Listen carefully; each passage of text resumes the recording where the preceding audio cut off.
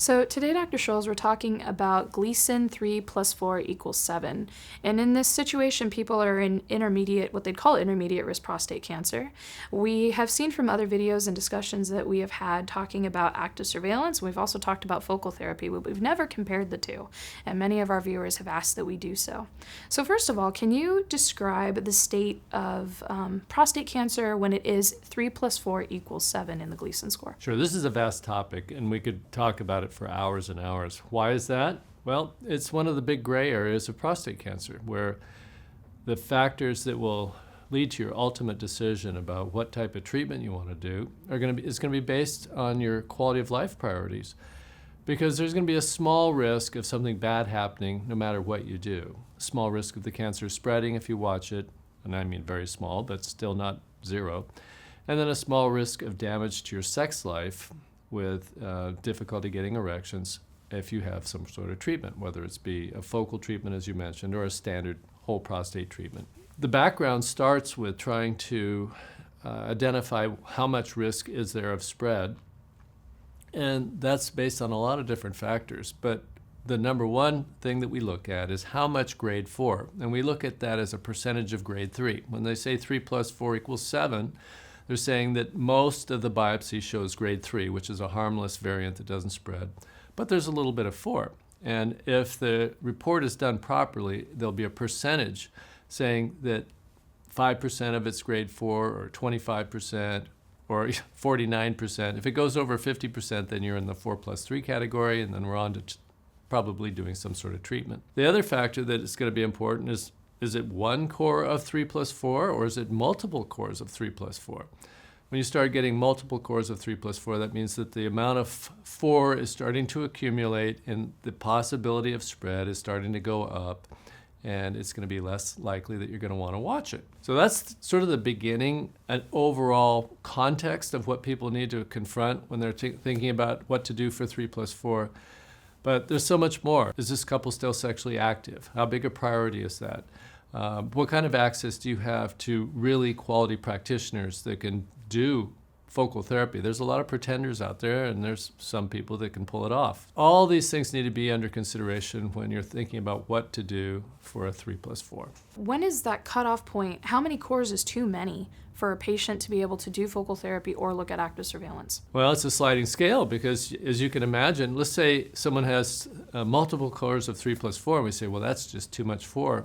But the patient's 80 years old. We're going to be even watching 4 plus 4 or even 4 plus 5 in an 85-year-old man. So all these things, age, priorities, need to be taken into account. But if you have a young person with multiple cores of 3 plus 4, you're not only probably not going to be a candidate for focal therapy, but you're certainly not a candidate for active surveillance. It's a age-related, how much 4 is present, and priorities of the patient. Are they trying to maintain sexual function? Most are, but all these things are going to be part of the equation. So we'll describe what the details of active surveillance in a minute, but to contextualize the situation, when you're in that situation where you have maybe 1 or 2 cores that are 4, and are you just waiting for that 4 to become more prevalent in the prostate before you would decide to treat it? Excellent question, because oftentimes having any 4, for many of the very conservative doctors that are only doing active surveillance in 3 plus 3, any 4 is a trigger to treat. The trigger point for treating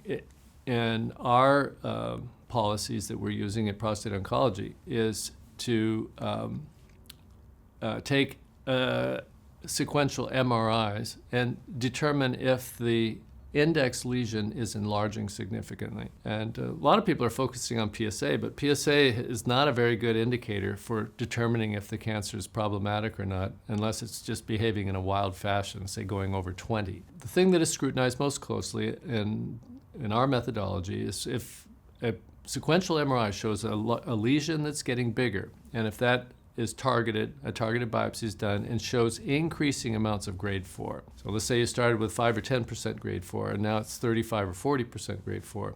That would probably be an indication that this is a tumor that's not going to allow us to keep watching it for many, many years, and that you're probably going to need to think about treatment. So when you say sequential MRIs, over what time frame are those done? Our usual policy is to do multiparametric MRIs once a year. So what does the PSA look like in a situation where somebody maybe has 1 or 2 cores that is prevalent with 4, it's mostly a 3 in most cases, and you are doing sequential MRIs? Since we tend to downgrade the importance of PSA in this modern world, why do we even do it? It leads to a lot of consternation and confusion. There's several reasons. One is PSA has been the basis of prostate cancer for 40 years. It's hard to not do it. Number 2 is we can think of it as sort of like a safety valve. The idea is that the MRI's got your bases covered, the targeted biopsies can follow up and get more scrutiny if necessary. But if the PSA is running high, do we need to be a little more careful and double check maybe with a PSMA PET scan to make sure that there's not something that's sneaking by? The problem is that people tend to overanalyze small changes in PSA. Oh, the PSA went from 5 to 7, or the PSA went from 3 to 4. These small moves in PSA are generally irrelevant because there's so much background noise from inflammation in the prostate. Low-grade prostatitis is so common in men in this age group. So what is a trigger for taking action or maybe getting a PSMA PET scan? Well, we think of PSA in categories of 10. Low risk is 1 to 10, intermediate risk is 11 to 20, and high risk is over 20. So when the PSA starts jumping categories, we do want to take a second look and say, is it possible that we're missing something? Maybe we should get a PSMA PET scan to make sure that everything is still contained in the prostate or that there isn't another lesion that's being missed. So the PSA acts as like a safety valve or a safety net to make sure that that something unusual or unexpected isn't sneaking by. How would you say that active surveillance can be done in a patient with 3+4 safely? It's the same methodology, whether the standard consensus is that all men with 3+3 can do active surveillance, but it is argued how you do active surveillance. So there are a number of centers that are still doing random biopsies every year or 2 or 3. 12-core biopsy, sticking around the prostate, which for us was put out to pasture 7, 8, 9 years ago when studies showed that the MRIs were more accurate. So even with 3+3, the methodology is disputed. Some more centers are coming around to using MRI as opposed to random biopsy. But there's no real difference in the methodology if you have 3+3 versus 3+4. For us, we're still just doing MRIs once a year and PSAs twice a year. So if someone's going to choose active surveillance or even focal therapy in this setting, how often are you telling somebody to get a second opinion on their Gleason score and maybe send it to Johns Hopkins and get a second reading to confirm this is really the current situation that they're dealing with? With 3+4, we would do that universally. And we might also follow that up with genetic testing with Prolaris or Oncotype. I don't like Decipher very much, which is the third type of genetic testing. In a situation where someone has 3+4, the big question is, well, what's the percent likelihood that this could spread in the next 10 years? And the nice thing about the genetic testing methodologies is that they actually give you a number. They'll say there's a 3% risk of spread or a 7% risk of spread. The doctor and the patient can sit down together and look at that risk and say, is this unacceptable, or is this the type of risk that I could live with, considering that if I go through treatment, I may become impotent? So with Prolaris and Oncotype, what percentage of risk do you say we're absolutely not doing active surveillance? We need to either focus on focal therapy or whole gland treatment? That's a good question, but I think that there's so many variables that it's not going to be the same for every patient. I like to have a number like that to present to a patient. Some people are very risk adverse, and they wouldn't even accept a 5% risk. Other patients are very comfortable with taking some chances, and they might be comfortable with a 10 or 15% risk. That seems very high to me, but it ultimately is a personal choice, and I only want to make patients understand the ramifications of what it's like to live through if it does spread. There's oftentimes a lot of confusion about that. In other cancers, if the disease spreads, it's fatal. Not with prostate cancer, because we have hormone therapy safety nets. We can do spot radiation to lymph nodes and even cure people sometimes after it's spread. So spread is not necessarily the end of the world, but it could be a very unpleasant proposition if someone is going to have to be off and on hormone treatment the rest of their life to compensate for this spread disease. How much does that worry some people? Some people it worries them a lot, other people less, and And it's, I think, a very personal choice. I think it's a process of going through and understanding what these risks are. It takes some time. And then each patient has to do a personal assessment in terms of how much do I value avoiding a risk to my sex life, and how much or how concerned am I about the possibility of the disease spreading someday. There's another variable in this whole active surveillance milieu that is interesting, because we know that technology is moving faster than it's ever moved. And the men that postpone treatment might grandfather into a situation that's more effective and less toxic than what we have available today. So there's a lot of moving parts, and I think the decision for 3+4 patients is a very personal one, but hopefully it's being made, the decisions are being made with educated, accurate information. Get the right Gleason score checked, understand the ramifications of the different treatments and what they could, what kind of side effects they could have, and then only after careful consideration on an individual basis, arrive at a decision as what you want to do today. Another kind of cool thing about active surveillance is that your decision today, the decision to monitor today, can be changed in 6, 12, or 18 months. It's not irreversible like treatment is. You can always jump ship and go on to treatment. That's one of the attractive things I think about postponing therapy, is that you're keeping your options open. Other people don't like living in this uncertain, ambiguous environment. They find ambiguity very painful, and for them, perhaps treatment will be more attractive. I think I really appreciate what you said about it being a personal assessment. I think oftentimes, we say it on this channel a lot. Patients are going in, they're doing whatever their physician says. Sometimes they get second opinions, but oftentimes they're not really doing an assessment of what their priorities are for the rest of their lives. And I think, some people say, well, Alex, why do you call prostate cancer a chronic disease? And I'm like, well, you're going to be dealing with it for quite some time and still be alive, so you should think about your quality of life in the midst of all that. And I think this discussion between active surveillance or treatment really presents that concept. So can you describe focal therapy in regards to this specific stage of Gleason score? And this concept oftentimes is very difficult for patients. So if we're talking about a situation that maybe you should treat or maybe you shouldn't treat, in other words, the risk of it hurting you is very small, maybe not zero, but very small. Why wouldn't it be real easy to cure those types of cancers? I mean, it's almost a negligible problem to start with.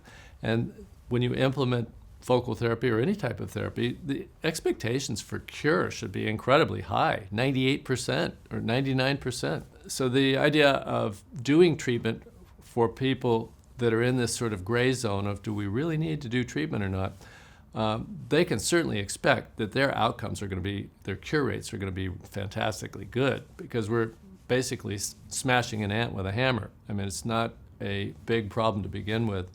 And the concerns are not about saving someone from cancer. The concerns are trying to spare this individual from side effects of therapy. So when it comes to focal therapy, does it matter where the tumor would be on the prostate or how many cores are positive?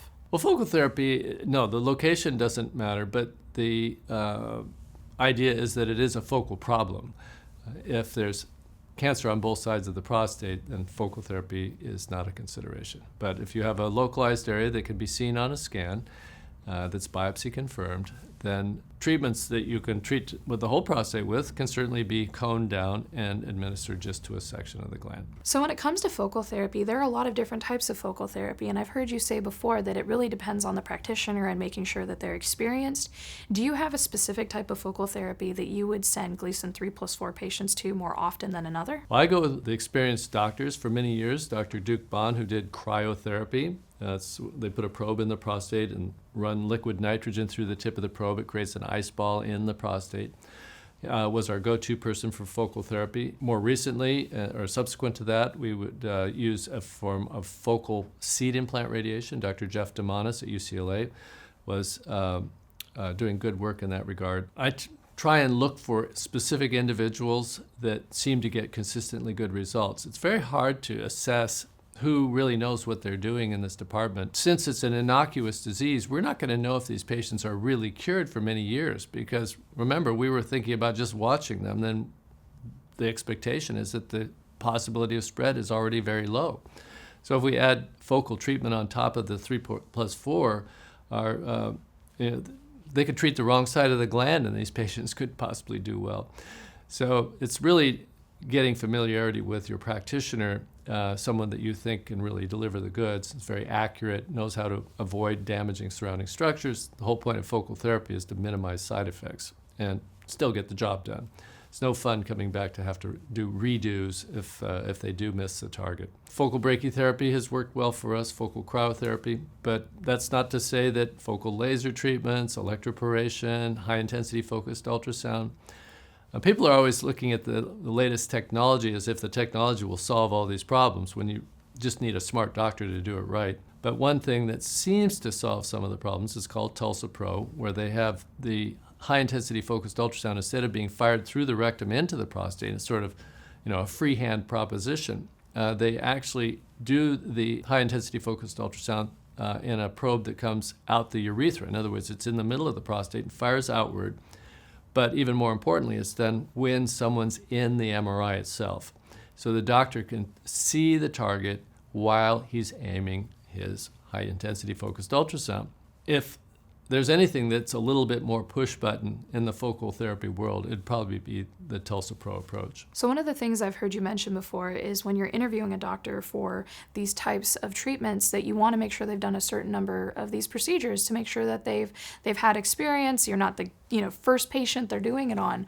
So how many patients would you say a doctor would need to treat with something like TULSA-PRO in order for you to send a patient to them? Well, the more the better. I mean, people can do the procedure over and over the wrong way too, and so just having a lot of experience doesn't guarantee proficiency, but I think the lack of experience can almost guarantee a lack of proficiency. That's a very basic step, that you want to go to a center that has experience, that has practiced on other people first. That is a very important principle, but I don't think that's enough just in and of itself. Oh, he's done 200 cases, so he's the man. Probably more so than someone that's done 5 or 10 cases, certainly. But this is such a high-stakes proposition. I mean, a very sensitive area of the body. We want to get the job done right the first time without hurting someone. And this is not something that you can go learn in a weekend course. This is something that we really want an expert who is totally devoted to doing this one thing all the time. And it should be obvious that they've had a lot of experience doing it already. When it comes to focal therapy, how is the intensity of the procedure itself in comparison to something like whole gland treatment? I mean, when people think of whole gland treatment, they're thinking of surgery and radiation. Radiation has often involved multiple visits to a specialty facility over 5 to 8 weeks. There are certain centers now that are getting it down to 5 visits over 10 days, called SBRT. But a lot of the focal therapies are one-day procedures, whether it's implanted radioactive seed or a cryotherapy or a high-intensity focused ultrasound. It's a complex process of triangulating and in the operating room getting everything set up so that it gets done properly. But it is still all accomplished in one visit. There's a simplicity in that regard, that you're not having to come back over, or you don't have a long recovery time after going through radical surgery. The patients that we have that go through focal therapy are often, not always, but often back to normal within 48 hours. I mean, it's not taking out large sections of the prostate, and people, as a result, don't have a lot of side effects. Last question, but I feel like this is probably the most important when it comes to focal therapy patients, is when it comes to sexual and urinary side effects, what can they look for? Well, we're doing an analysis of over 100 patients that have had focal therapy, and we haven't got the final word yet, but it looks like the main concern is there's still some small possibility of serious erectile dysfunction. And just to be clear, in the prostate world, when we're talking about erectile dysfunction, we're talking about inability to get erections even with Cialis and Viagra. I mean, we're talking about serious erectile dysfunction. But the likelihood of that in our experience has been less than 10%, that degree of very serious erectile dysfunction occurs. Now, some men have developed a need to use Viagra and Cialis to get normal erections, whereas prior to treatment that wasn't necessary. And that normally would be called erectile dysfunction. But the very severe form of ED that occurs where these pills don't work is pretty uncommon, less than 1 out of 10. And if you compare that to like ED for someone that has standard radiation, say for a 60-year-old, you're looking at about a 40% risk of irreversible severe erectile dysfunction. So it's a big improvement. There is still some risk of ED. Other scary things that can happen with radiation or surgery are pretty much non-existent with skillful practitioners. Certainly no incontinence, no risk of rectal damage to the rectum due to things like space sore, and urethral damage, so-called urethritis from radiation, can usually be completely circumvented as well. So it's basically a small but not totally negligible risk of erectile dysfunction. Today we compared active surveillance and focal therapy. A couple of things to remember is that you have time. Prostate cancer is slow growing, and I know you've heard me say this a lot, but it is important to remember, especially when it kind of comes to an ambiguous situation like this. We want you to have confidence that you know you're aware of the outcomes, but you're also aware of the potential side effects, and you've done your research, and whether you choose active surveillance, focal therapy, or even whole gland treatment, we want you to have that time to do that research and make sure that no one's pressuring you into treating prostate cancer in 2 weeks. A lot of times we hear guys, it's like, I've been diagnosed and they're already scheduling me for something. Well, if you're going to choose this, some physicians aren't fully comfortable with active surveillance or focal therapy. A lot of them just go to whole gland treatment right away. So you may even have a physician who's pushing you into that right away.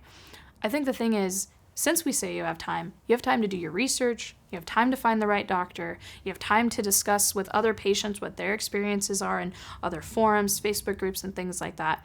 All of that research is very valuable. If you need help with your personal case, you can visit our website, pcri.org, and talk to our helpline. It's pcri.org/helpline. You can fill out the form and someone will reach out to you and talk to you about your particular questions. But I want to remind you, you're not alone. We understand that this is an ambiguous situation, but we want to help you do as much research as you can. If you have specific questions or other topics you would like us to cover, please leave that in the comment section below this video. And like this video if you found it helpful. It lets us know to create more content just like it. I hope you have a great week. Much love.